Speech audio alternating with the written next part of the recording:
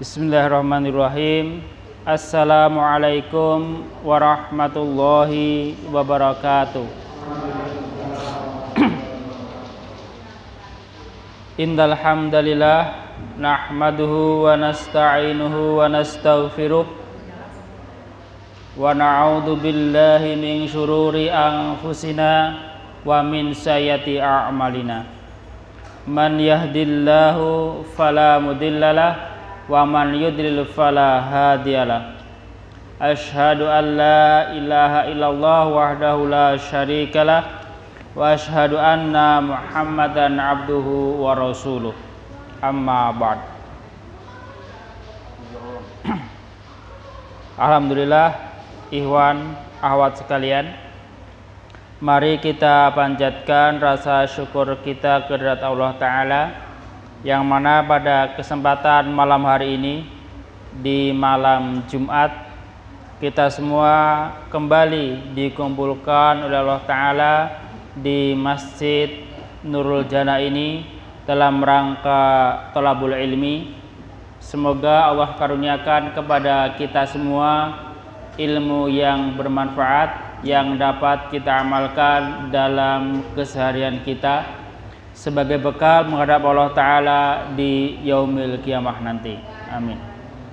Salawat serta salam semoga senantiasa Allah curahkan untuk junjungan kita Nabi Muhammad sallallahu alaihi wasallam, untuk keluarganya, sahabatnya, dan juga untuk seluruh umatnya hingga yaumil kiamah nanti.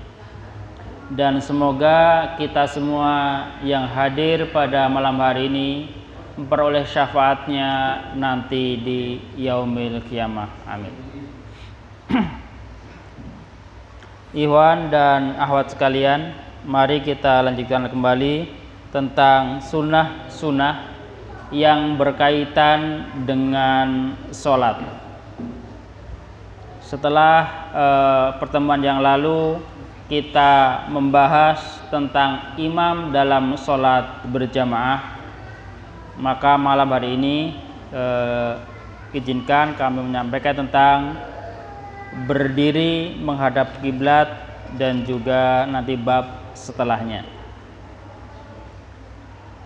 Sebelum kita mulai bab yang baru, ingin kami mengulang siapa saja yang berhak menjadi imam sholat berjamaah. Yang pertama siapa? Yang paling berhak menjadi imam sholat berjamaah? Orang yang paling fasih bacaan Qur'annya.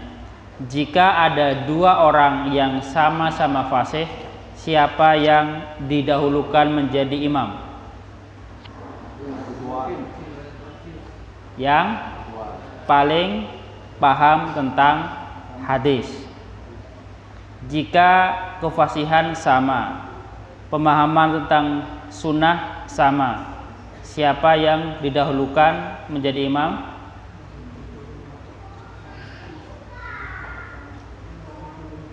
Yang lebih dulu hijrah. Jika ketiga-tiganya sama, baru yang lebih tua atau lebih dewasa yang didahulukan menjadi imam. Itulah rangkaian atau urutan-urutan siapa saja yang berhak menjadi imam. Ikhwan dan akhwat sekalian, mari kita mulai bab baru, yaitu tentang sunnahnya berdiri dan menghadap kiblat di dalam sholat. Tadi oleh qari telah dibacakan firman Allah Ta'ala dalam surat Al-Baqarah ayat 144, dan ini pun sudah dibahas oleh guru kita Ustadz Samsuddin Ahmad saat pelajaran tentang tafsir. Kami bacakan artinya saja. Sungguh kami Allah sering melihat mukamu menengadah ke langit, maka sungguh kami akan memalingkan kamu ke kiblat yang kamu sukai. Palingkanlah mukamu ke arah Masjidil Haram, dan di mana saja kamu berada, palingkanlah mukamu ke arahnya. Al-Baqarah ayat 144.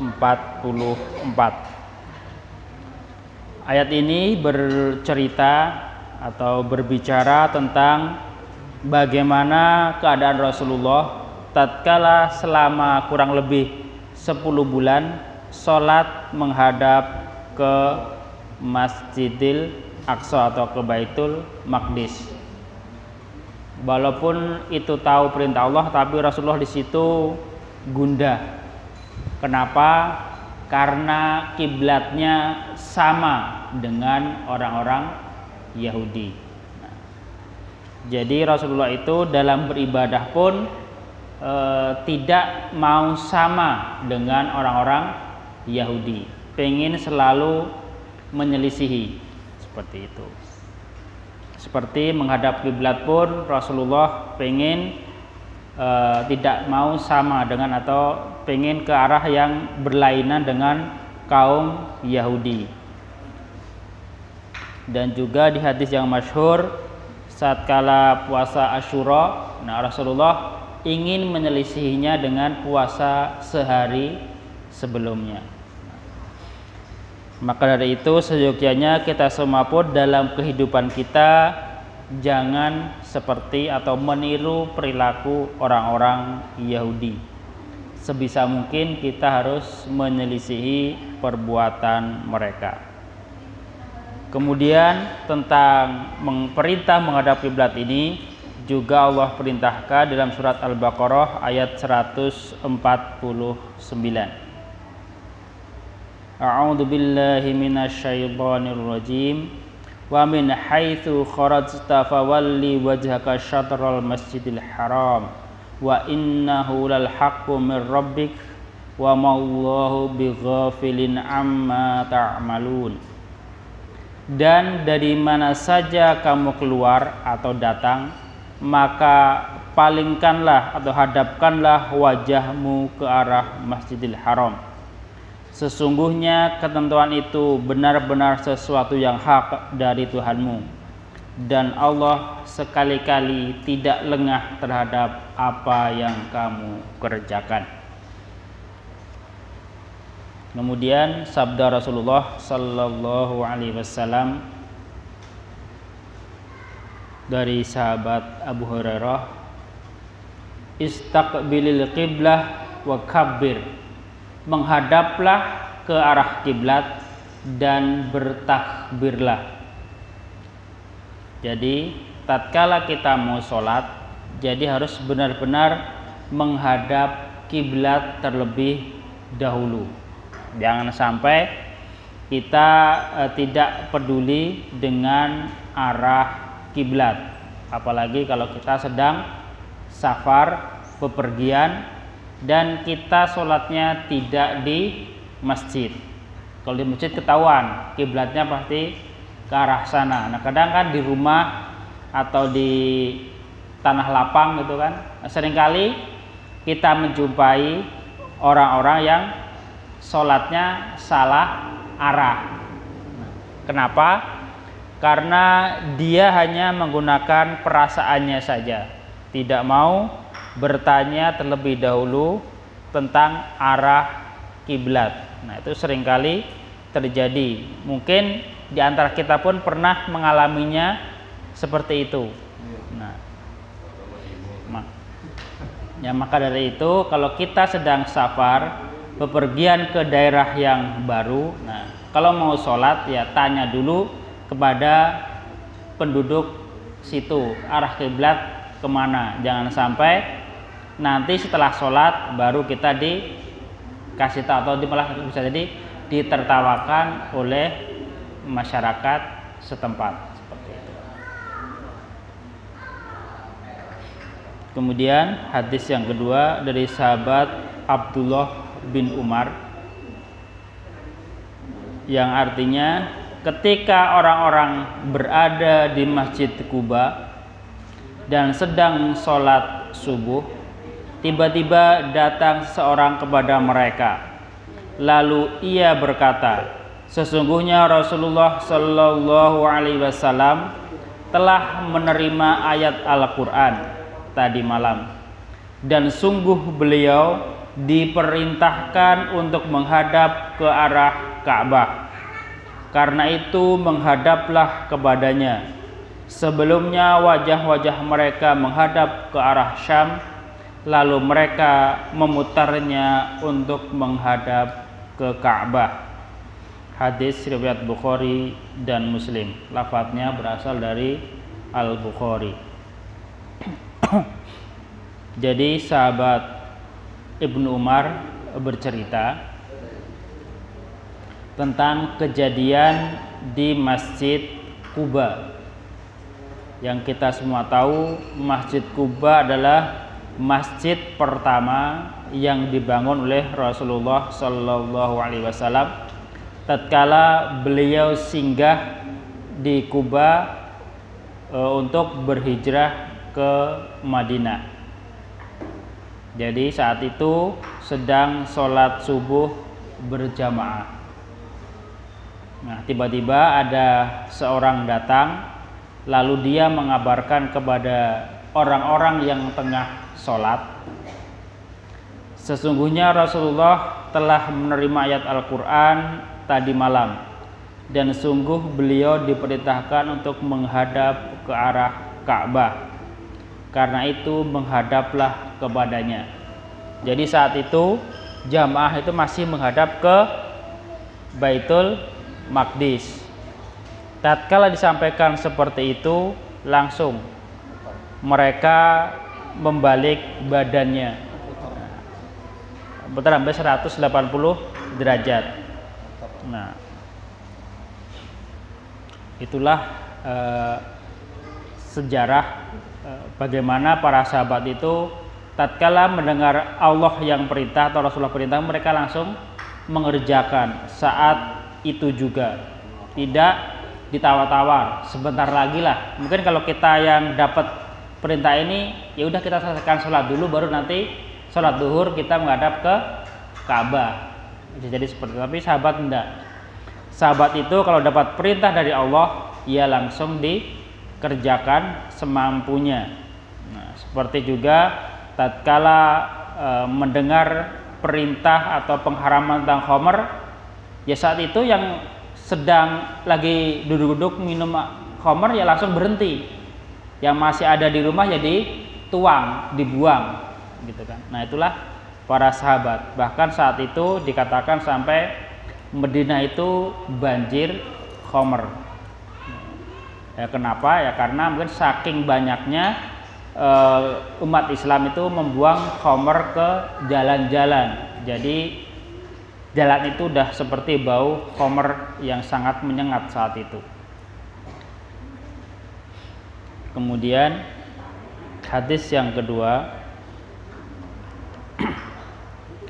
man shalla sholatana wastaqbala qiblatana wa akala dhabihatana fadzalikal muslim alladzi lahu zimmahullahu wa zimmahu rasulih fala nukhfirullahu fi zimmatih. Rawahul Bukhari.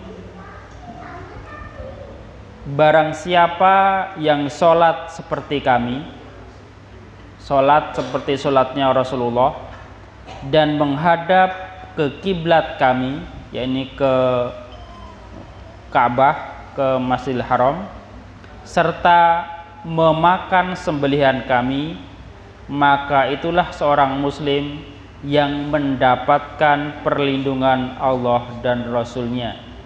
Maka janganlah kamu melanggar perlindungan Allah tersebut. Nah, artinya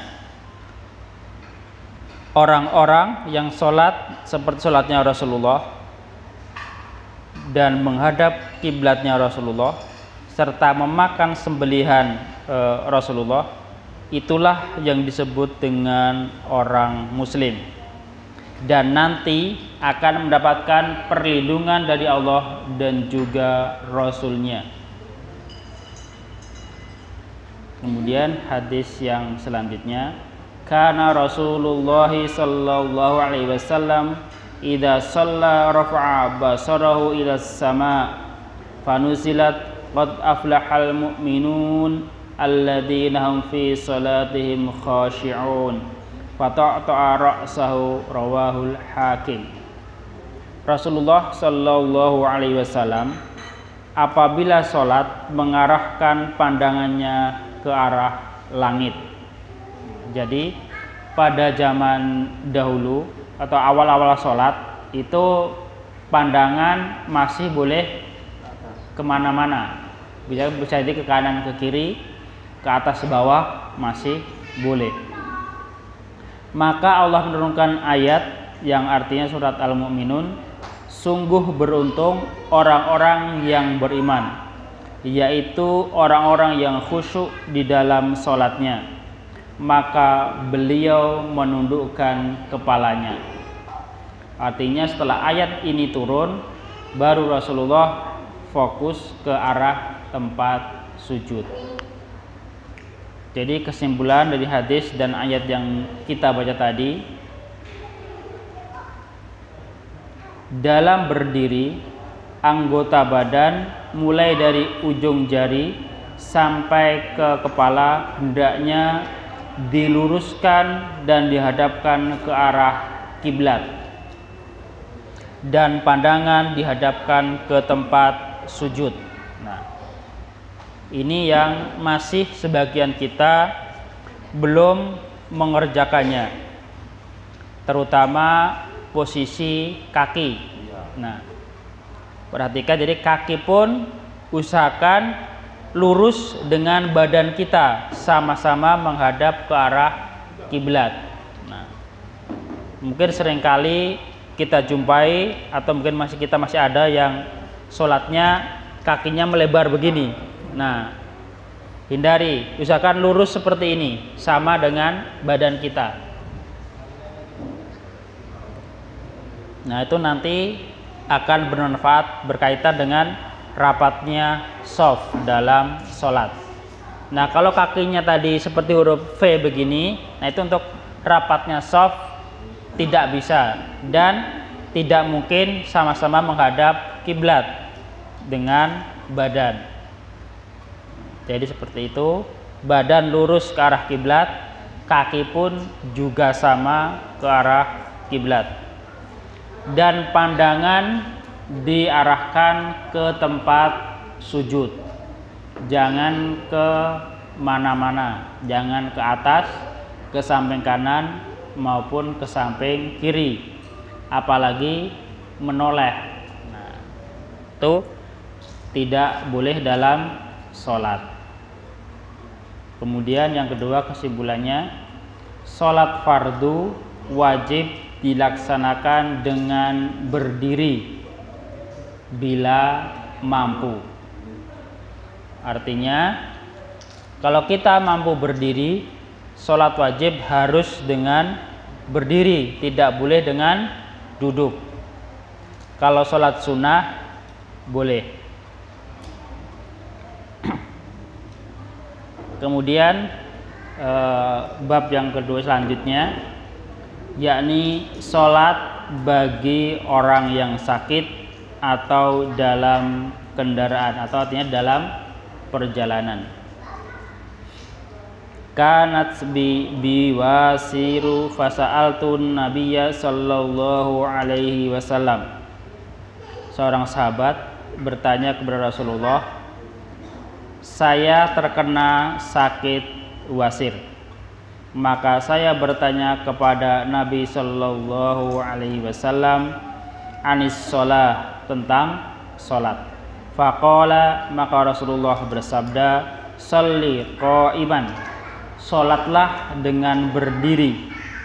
Fa illam tastati faqa'idan, jika tidak mampu maka dengan duduk.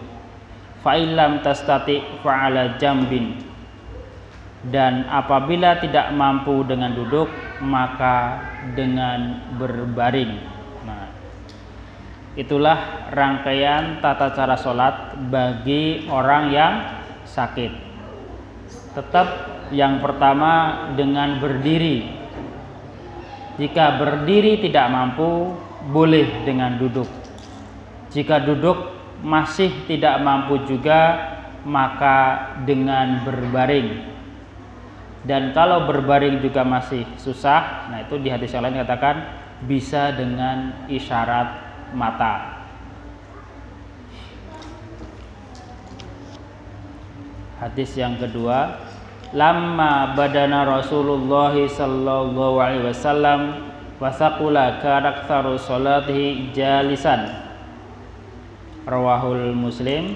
Ketika usia Rasulullah sudah tua dan terasa lemah badan beliau, beliau sering melaksanakan sholat dengan duduk. Artinya sholat sunnah, bukan sholat wajib. Rasulullah sholat wajib nanti tatkala sedang sakit saja, yang lainnya dengan berdiri. Dan di hadis selanjutnya dari Aisyah juga, saya bertanya kepada Aisyah, apakah Nabi sholat dengan duduk? Ia berkata, iya, setelah beliau dalam usia tua dan lemah. Artinya orang-orang yang telah jompo dan tidak mampu berdiri, nah itu boleh sholat dengan duduk. Baik duduk di lantai ataupun sekarang pun duduk di kursi, seperti itu. Kemudian di hadis yang selanjutnya, Aisyah, masih saya di istri beliau Aisyah, mengabarkan bahwa Rasulullah Shallallahu Alaihi Wasallam bersabda, sholat seseorang dengan duduk pahalanya setengah pahala sholat dengan berdiri. Lalu saya mendatanginya dan melihat beliau sholat dengan duduk. Kemudian aku meletakkan tanganku di atas kepala beliau, maka beliau bersabda, apa maksudmu wahai Abdullah bin Umar? Saya berkata, wahai Rasulullah, ada seseorang yang mengabarkan bahwa engkau bersabda, sholat seseorang dengan duduk mendapatkan setengah pahala sholat, sedangkan engkau sholat dengan duduk. Beliau bersabda, iya, tetapi saya tidak seperti seorang di antara kamu. Artinya nilai pahala sholat duduk dengan berdiri itu beda. Ternyata yang sempurna, yang paling banyak adalah dengan berdiri. Dengan duduk hanya setengahnya. Walaupun Rasulullah di masa tuanya sholat sunnah dengan duduk, tetapi kita tidak sama dengan Rasulullah. Bagaimana juga Rasulullah pernah seorang sahabat itu pengen tidak makan atau puasa terus menerus, karena dia melihat sepertinya Rasulullah itu jarang sekali makan. Nah, maka dia ingin seperti itu, jadi puasa terus menerus. Maka Rasulullah larang, karena Rasulullah tidak sama dengan mereka. Mungkin mereka tidak melihat Rasulullah makan, tetapi Allah lah yang memberi makan langsung kepada Rasulullah. Kemudian sholat di dalam perjalanan. Annan Nabiyya sallallahu alaihi wasallam shalla ila ba'irih aw rahilatih wa kana yusalli ala rahilatihi haitsu tawajjahat bih. Rawahul Tirmidzi.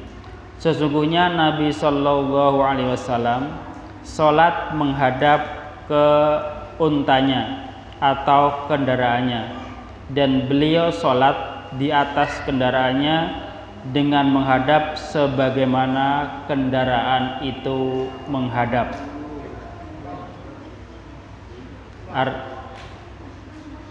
Artinya Rasulullah sholat di atas untanya itu ya arahnya tidak menentu, sesuai untanya menghadap kemana. Ya mungkin awalnya menghadap ke kiblat, tapi setelahnya ya tidak tahu menghadap ke mana, sesuai dengan untanya menghadap. Untanya membelakangi Ka'bah, belakangi kiblat ya ikut membelakangi kiblat. Seperti juga kalau kita sholat di kendaraan, nah itu sama. Awalnya mungkin bisa mencari yang ke arah kiblat, tapi lama kelamaan ya ada yang ke utara, selatan kalau di sini ya. Nah, tidak tentu arah. Nah, itulah sholat di atas kendaraan.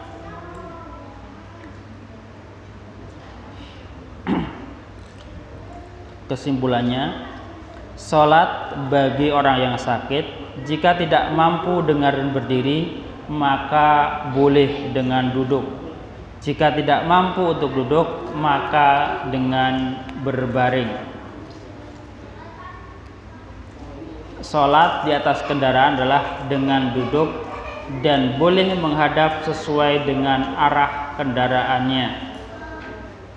Sholat dengan duduk dilaksanakan dengan bersila dan mengisyaratkan kepalanya ketika rukuk dan sujud, yang mana sujud lebih rendah daripada rukuk. Seperti itu. Mungkin untuk malam ini kami cukupkan sampai di sini, yaitu berkaitan dengan pentingnya menghadap ke arah kiblat dan sholat bagi orang yang sedang sakit atau sedang dalam perjalanan. Semoga yang sedikit ini dapat kita amalkan dalam beribadah kepada Allah Ta'ala, dan semoga kita semua tadi termasuk ke dalam orang-orang yang mendapat perlindungan dari Allah dan Rasul-Nya. Kenapa? Karena kita sholat seperti sholatnya Rasulullah dan menghadap kiblatnya Rasulullah dan memakan sembelihan Rasulullah atau sembelihan umat Islam. Mohon maaf atas segala kesalahan dan kekurangan. Akhirul kalam. Wassalamualaikum warahmatullahi wabarakatuh.